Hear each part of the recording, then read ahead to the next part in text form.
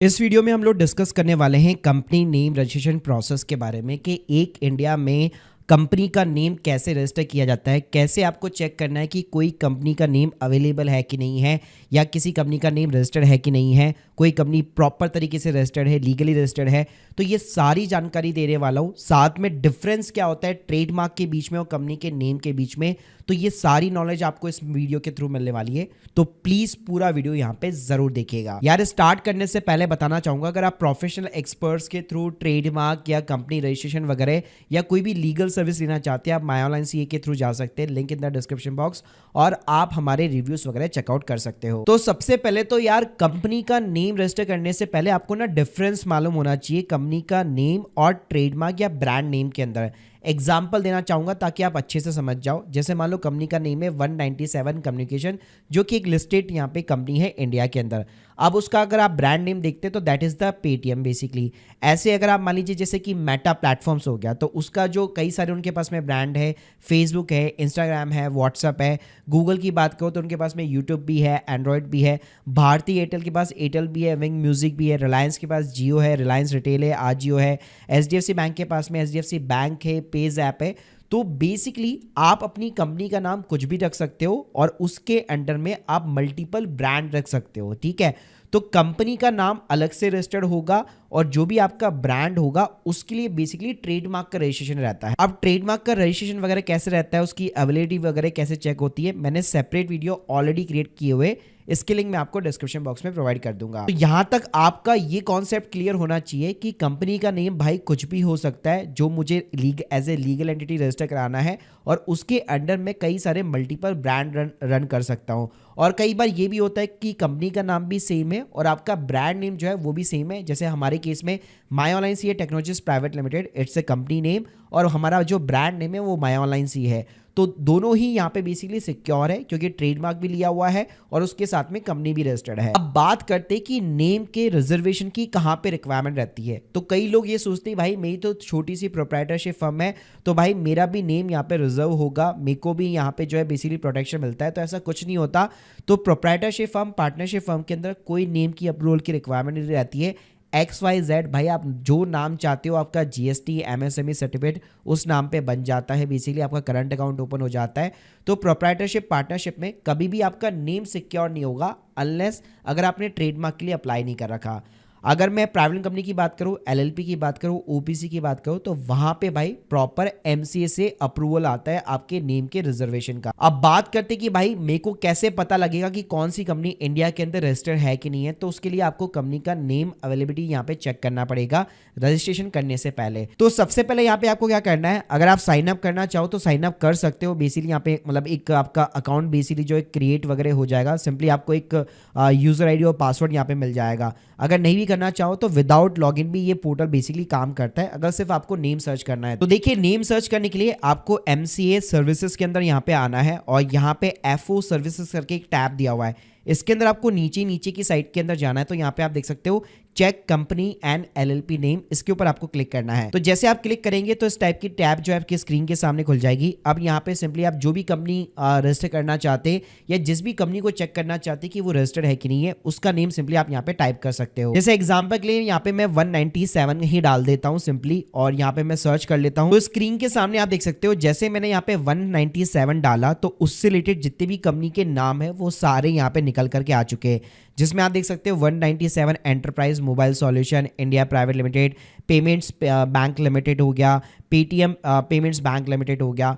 तो कौन से नेम यहाँ पे ऑलरेडी अलोकेटेड हो चुके हैं, जिसके अगेंस्ट में कंपनी रजिस्टर्ड हो चुकी है, तो वहां पे प्रॉपर आपको एक CIN नंबर देखने को मिल जाएगा और कौन से नेम्स यहाँ पे अवेलेबल है। और साथ में पहले जिन्होंने भी एप्लीकेशन भी यहाँ पे फाइल कर रखी है तो उनका भी आप यहाँ पे स्टेटस देख सकते हो कि कौन से जो नेम थे वो अलोकेटेड हो चुके हैं और कौन से नेम यहाँ पे रिजेक्ट हो चुके हैं गवर्नमेंट की ओर से। तो इस सर्च टैब के थ्रू आपका कंपनी का जो भी यूनिक नेम हो आप यहाँ पे सिंपली सर्च कर सकते हो कि वो कंपनी भाई इंडिया के अंदर ऑलरेडी एग्जिस्ट करती है कि नहीं करती। देखो एक बार जैसे आपने नेम अवेलेबिलिटी वगैरह चेकआउट कर लिया, उसके बाद में जो रजिस्ट्रेशन का प्रोसेस रहता है प्राइवेट कंपनी LLP और OPC के लिए, तो उसके लिए तो एमसीए की वेबसाइट यूज़ में लेनी पड़ेगी।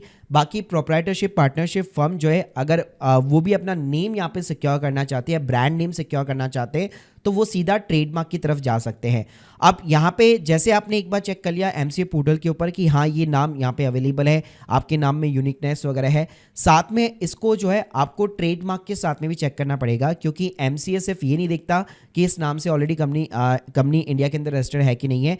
लेट सपोज उस नाम से अगर कोई brand name similar kind of the match हो रहा है, तो उस केस में भी आपका नेम यहाँ पे रिजेक्ट हो सकता है। तो इसके लिए ट्रेडमार्क की साइट पे भी जाके आपको चेक करना पड़ेगा, जिसका ऑलरेडी मैंने प्रोसेस जो है इस वाले वीडियो के अंदर सेपरेटली एक्सप्लेन किया हुआ है। तो जैसे आप ये चीज़ें एक्टिविटी कर लेते, उसके बाद में आपके पास में एक डिजिटल सिग्नेचर आपको अप्लाई करना पड़ेगा, डीएससी आपके पास में चाहिए, और आपको एक स्पाइस प्लस करके एक फॉर्म होता है एमसीए की तरफ से, जिसमें पार्ट ए जो होता है वो नेम रिजर्वेशन का होता है, वो आपको यहाँ पे फाइल करना पड़ेगा। लेकिन ध्यान रखिएगा कि उस फॉर्म को फाइल करना सिर्फ इनफ नहीं है, अगर आपका नेम रिजर्व भी हो जाता है तो फाइनली अगर आपको कंपनी रजिस्टर करनी है तो बाकी के जो फॉर्म्स होते हैं उस पे आपको एक चार्टर्ड अकाउंटेंट के यहाँ पे डिजिटल सिग्नेचर भी अटैच करने होंगे, और इसका प्रॉपर प्रोसीजर मैंने इस प्राइवेट कंपनी वाले वीडियो के अंदर बता रखा है, तो इस वीडियो का रेफरेंस लिंक भी आपको मैं प्रोवाइड कर दूंगा। तो चलो यहाँ पे मैं सिंपली तरीके से समराइज कर देता हूँ कि आपको ये जो फॉर्म होता है स्पाइस वाला जो नेम रिजर्वेशन का, वो कैसे यहाँ पे फाइल करना होता है।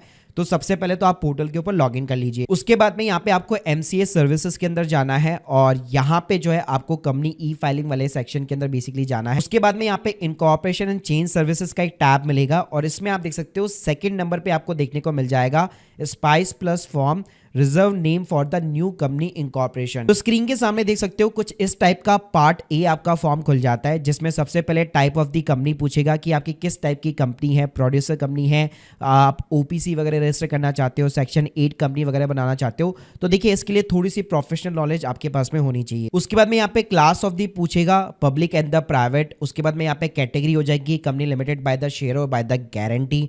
उसके बाद में अगर आप नीचे देखेंगे तो यहाँ पे आपसे सब कैटेगरी पूछने वाला है, तो यहाँ पे पूछेगा कि कोई गवर्नमेंट कंपनी तो नहीं है। उसके बाद में यहाँ पे इंडस्ट्री का एक सब क्लास पूछेगा, जिसमें डिफरेंट एनआईसी कोड्स होते हैं, तो आप जिस भी टाइप की कंपनी रजिस्टर करने वाले हो उससे रिलेटेड आपको यहाँ पे एनआईसी कोड बेसिकली सेलेक्ट करने होंगे। उसके बाद में यहाँ पे पर्टिकुलर ऑफ द प्रपोज और अप्रूव्ड नेम यहाँ पे पूछने वाला है, तो जो भी आप अपनी कंपनी का नाम डालना चाहते हो तो 2 नेम का बेसिकली आपके पास में ऑप्शन रहता है, तो 2 नेम्स बेसिकली जो भी आपके यूनिक नेम्स है वो आप यहाँ पे इंसर्ट कर सकते हो। साथ में अच्छी बात है कि साइट के अंदर आपको चेक डोमेन और चेक ट्रेडमार्क का भी ऑप्शन देखने को मिल जाएगा, यानी इसके थ्रू आप अपना जो है डोमेन और जो है ट्रेडमार्क वगैरह भी जो सीधा चेकआउट कर सकते हो। और नीचे यहाँ पे आपको एक ऑटो चेक का भी ऑप्शन देखने को मिलता है, तो जो भी आपने नाम दिया है उसके अकॉर्डिंग आपको चेक करके भी बता देगा। तो स्क्रीन के सामने देख सकते हो आपने जो भी बेसिकली यहाँ पे नाम वगैरह प्रोवाइड किया उसके अकॉर्डिंग सारे आपको रूल्स वगैरह बता देगा, प्लस उसके अगेंस्ट में कोई ट्रेडमार्क वगैरह है या नहीं है, तो वो चीजें भी यहाँ पे बेसिकली आपको एक्सप्लेन कर देता है। और उसके साथ में अगर कोई प्राइवेट कंपनी ऑलरेडी एग्जिस्ट करती तो वो चीजें भी यहाँ पे आपको क्लियर कर देता है। तो इस तरह से यहाँ पे आप अपने यूनिक नेम्स वगैरह फाइंड कर सकते हो। अटैचमेंट के अंदर आपको कंपनी का जो भी बेसिकली ऑब्जेक्टिव वगैरह है उसके साथ में आपको एक फाइल वगैरह अपलोड करनी पड़ती है, और लास्ट में सिंपली सबमिट का ऑप्शन रहता है, जहाँ पे आपको फीस का वगैरह का पेमेंट करके एक्नॉलेजमेंट रिसिप्ट मिल जाती है। लेकिन जैसे मैंने बताया कि स्पाइस का जो पार्ट बी होता है जिसमें सारी कंपनी की इंफॉर्मेशन वगैरह जाती है, वहाँ पे एक प्रैक्टिसिंग जो है प्रोफेशनल CA CS CWA के जो है डिजिटल सिग्नेचर लगते हैं। तो अगर आपको प्रॉपर प्राइवेट कंपनी वगैरह बनवानी रहती है तो आपको एक प्रोफेशनल की यहाँ पे हेल्प लगने वाली है। गाइस अब आप लोगों के सारे डाउट्स क्लियर हो गए होंगे कि बेसिकली कंपनी के नेम में और ट्रेडमार्क के अंदर क्या डिफरेंस रहता है। प्रोप्राइटरशिप पार्टनरशिप में आपको टेंशन लेने की जरूरत नहीं है, आप सीधा वहाँ पे ट्रेडमार्क के लिए अप्लाई कर सकते हो। लेकिन अगर आप प्राइवेट कंपनी या OPC या LLP वगैरह क्रिएट करना चाहते हो तो वहाँ पे आपको अपना नेम रिजर्व करना है, कंपनी बनानी है, और उसके बाद फर्दर आप अपने ब्रांड नेम पे या फिर कंपनी नेम पे भी ट्रेडमार्क के लिए अप्लाई कर सकते हो। बाकी गाइस अगर आप लोग की कोई भी डाउट्स है, अगर आपको सर्विसेज वगैरह चाहिए, link in the description box. Thank you guys, thank you very much.